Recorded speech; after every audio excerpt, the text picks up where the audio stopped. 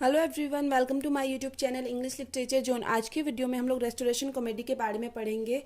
तो वीडियो जो है काफ़ी इजी लैंग्वेज में होगा और वीडियो के थ्रू अगर आपका हेल्प होता है, वीडियो आपके सिलेबस का है, तो प्लीज़ आप लोग वीडियो को लाइक कीजिएगा, चैनल को सब्सक्राइब कीजिएगा और कमेंट करके बताइएगा वीडियो आपको कैसा लगा। और अगर वीडियो का आपको पीडीएफ चाहिए या फिर वीडियो से रिलेटेड कोई डाउट है तो आप मुझे जीमेल और इंस्टा पे टेक्स्ट कर सकते हो। जीमेल और इंस्टा दोनों का लिंक आपको वीडियो के डिस्क्रिप्शन में मिल जाएगा या फिर चैनल के अबाउट में भी जाके आप देख सकते हो, वहाँ भी आपको मिल जाएगा। तो वीडियो शुरू करते हैं। Restoration comedy. Restoration comedy refers to the English comedies. Restoration comedy refer करता है, मतलब इंग्लिश कॉमेडी को दिखाता है। Written and perform during the restoration period, जिसको लिखा गया है और परफॉर्म किया गया है कब? रेस्टोरेशन पीरियड के दौरान। फ्रॉम 1660 टू 1710 तक का पीरियड था रेस्टोरेशन पीरियड। और कहीं कहीं पे आपको 1700 सिर्फ मिलेगा, कहीं कहीं 1710 भी देखने को मिलेगा, कहीं पे सिर्फ 1700 तक का मिलेगा।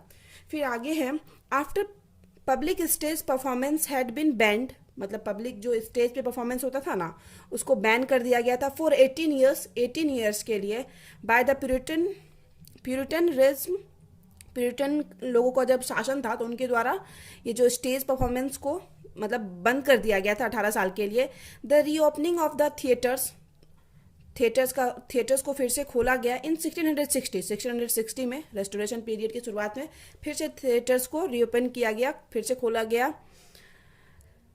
Signalled A rebirth of English drama, जो कि सिग्नल है, एक संकेत है रीबर्थ ऑफ इंग्लिश ड्रामा की, पुनर्जन्म हुआ इस समय इंग्लिश ड्रामा है, क्योंकि 18 ईयर के लिए बैन कर दिया गया था थिएटर को। फिर आगे है, in the first half of the 17th century के फर्स्ट हाफ में tragedies which as those penned by Shakespeare and Marlowe, tragedies जो कि शेक्सपियर और मार्लो के द्वारा लिखी गई थी, they are the dominant from form of drama for serious playwrights. तो जो प्ले राइटर थे ना, वो मतलब इनका प्रभाव देखने को मिलता था 17th सेंचुरी के पोइट्री में। मेनली शेक्सपियर और मार्लो के ड्रामा का प्रभाव देखने को मिलता था। मतलब रेस्टोरेशन कॉमेडी के जो भी पोइट थे, कुछ पोइट वो फॉलो करते थे इनके ड्रामा का जो एक तरीका था ना, उसको कॉपी करते थे, फॉलो करते थे शेक्सपियर और मार्लो को। फिर आगे है, comedies while popular were seen as secondary, और ड्रामा तो बहुत ज़्यादा पॉपुलर हुआ, जबकि कॉमेडीज को सेकेंडरी रूप से पॉपुलैरिटी मिली लिटरेरी फॉर्म के रूप में। Restoration period comes after the Puritan age के बाद आता है, जो हम पहले भी मेंशन किए हुए हैं कि 18 साल के लिए प्यूरिटन एज में बंद कर दिया गया था थिएटर को, और रेस्टोरेशन एज के शुरुआत के साथ फिर से थिएटर को ओपन किया गया। ये आता है मतलब रेस्टोरेशन एज के ख़त्म होने के बाद with the arrival of 18th century literature, और एंड विद द मतलब ख़त्म होता है 18th सेंचुरी जब शुरू हो जाती है, मतलब 1700 टू 1800, तो ये 18th सेंचुरी हो गई इनके बीच का पीरियड। तो जब 18th सेंचुरी शुरू हो जाता है तो ये रेस्टोरेशन पीरियड ख़त्म हो जाता है। फिर आगे हम, restoration comedies is mainly divided into 2 parts, mainly मुख्य रूप से 2 पार्ट में बांटा गया है, कॉमेडी ऑफ मैनर्स और सेकेंड है कॉमेडी ऑफ ह्यूमर्स। तो कॉमेडी ऑफ मैनर्स जो है सबसे फेमस पार्ट था इस सीरीज का, रेस्टोरेशन कॉमेडी का। ठीक है, फिर आगे हम कॉमेडी ऑफ मैनर्स को डील करेंगे कि क्या होता है कॉमेडी ऑफ मैनर्स, दोनों को डील करेंगे। तो पहले सबसे पहले जो इंपॉर्टेंट है और पहले भी इसको मेंशन किए हुए हैं, तो कॉमेडी ऑफ मैनर्स के बारे में पढ़ते हैं। The comedy of manners is a peculiar product of restoration period, restoration period का काफ़ी विशेष मतलब प्रोडक्ट है। It is a kind of comedy, यह एक प्रकार की कॉमेडी है विच पोर्ट्रेट्स द रेडिकुलस बिहेवियर, जो पोर्ट्रे करता है, चित्रित करता है ridiculous behaviour pattern of the individual of aristocratic society. उस टाइम की जो एरिस्टोक्रेटिक सोसाइटी थी उसके बिहेवियर को क्या करता है, चित्रित करता है, पोर्ट्रे करता है। It depicts the relation and introduces of man and women belonging to polished section of society. ये मतलब डिपिक्ट करता है, व्याख्या करता है रिलेशन का और कहानी का, कथा का, ऑफ मैन एंड वुमेन के जो कि बिलोंग करते हैं पॉलिश सेक्शन वही मतलब जो काफ़ी थोड़े अच्छे मतलब फैमिली से बिलोंग करते हैं, पैसे वाले फैमिली से बिलोंग करते हैं, उस सोसाइटी के लोगों का। It is concern with the consciousness immorality, मतलब ये असिस्ट इमोरलिटी को दिखाता है, फेथलेसनेस और विश्वास को दिखाता है, जेलिसी को दिखाता है, इंट्रोड्यूस यानी साजिश को दिखाता है। It history of an artificial society, जो कि आर्टिफिशियल सोसाइटी में मतलब थे उस time. It always seeks to give a real picture of one section of contemporary life, और उस टाइम का जो कंटेम्प्रेरी उस समय का जो लाइफ था उसका रियल पिक्चर प्रेजेंट करता है, जो कॉमेडी ऑफ मैनर्स है। Its success depend on the dramatic capacity, इसका जो सक्सेस है रेस्टोरेशन पीरियड काफ़ी सक्सेसफुल रहा, तभी हम लोग आज इसके बारे में पढ़ रहे हैं।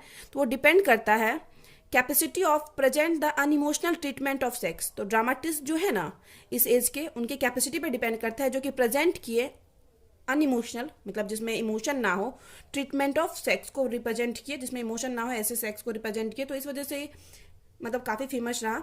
The comedy of manners is rich with wit and satire. तो ये मतलब काफ़ी रिच है था विट में, मतलब विट यानी बुद्धि होता है, और सटायर के लिए भी, व्यंग के लिए भी।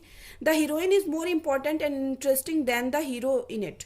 इसमें जो हीरोइन होती है ना ज़्यादा क्या होती है, इंटरेस्टिंग कैरेक्टर होती है, हीरो से ज़्यादा इंटरेस्टिंग कैरेक्टर होती है हीरोइन, या और ज़्यादा इंपॉर्टेंट होती है।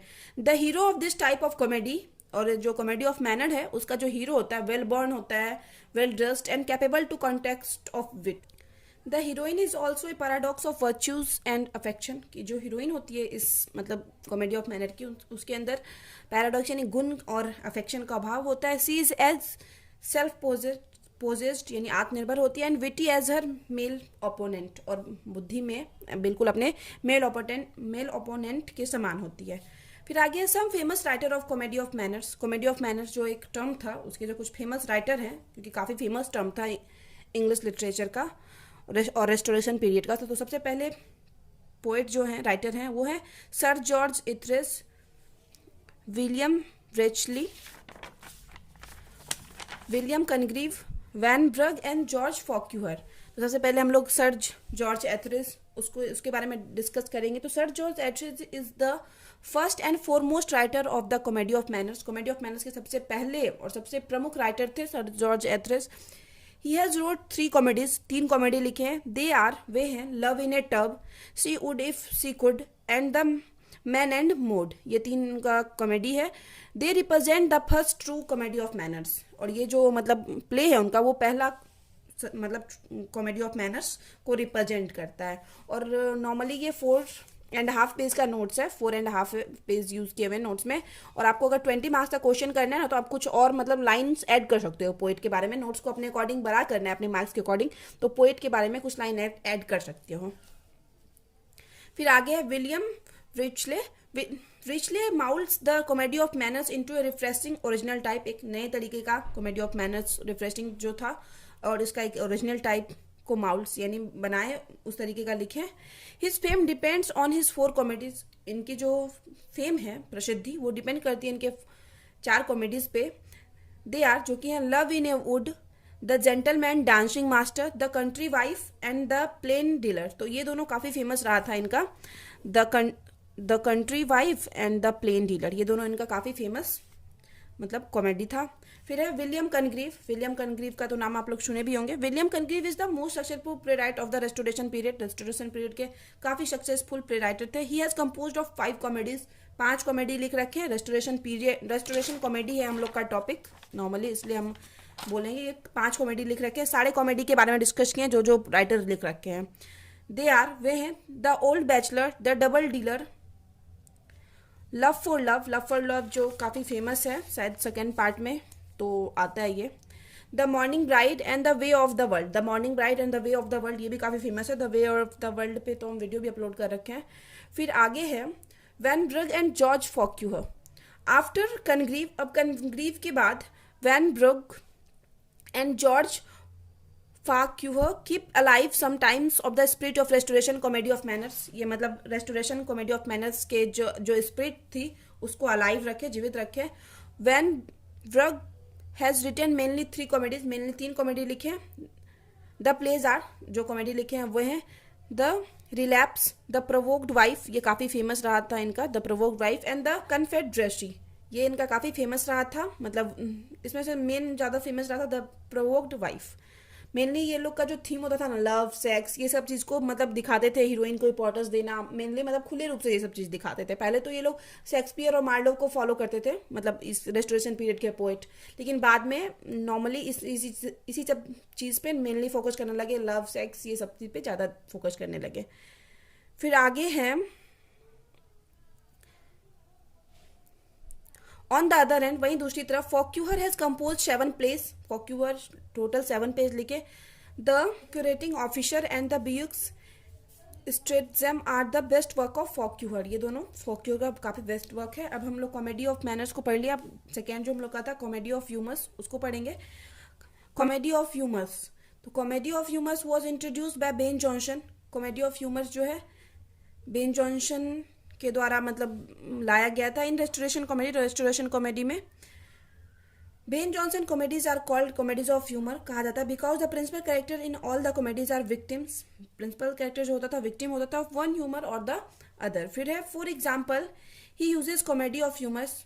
कॉमेडी ऑफ ह्यूमर्स का जो यूज कर रखे हैं एग्जाम्पल के लिए इन द प्ले, अपने play every man in his action, the alchemist and the Volpone में यूज कर रखे हैं। ये दोनों काफी फेमस प्ले हैं इनका, द वेलपेनो, द एल्केमिस्ट और वेलपेनो।